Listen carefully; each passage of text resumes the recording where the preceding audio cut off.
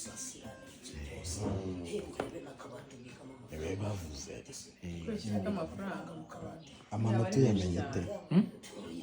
tubona utabona kuvuga ngo reference ni aka kantu mpita mfata gutya ngahita mbona ko ngiye muri kazi ya mbere noneho rero ubu ntabwo ubona aka ni kangahe ngahita mbona ko nagiye nyine cyo ni nacyo kintu ushaka ko mwubaka tumabira yose ubundi twagiye nawe uyu rero navuga ngo twagiye wowe urabubyumva aho uri urumva digidi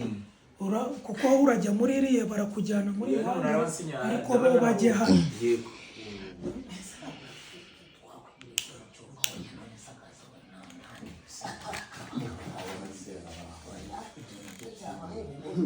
nawe ugahita uhamagara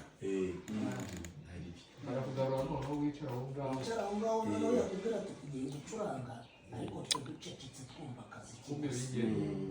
noneho iyo uri gukora babibwiye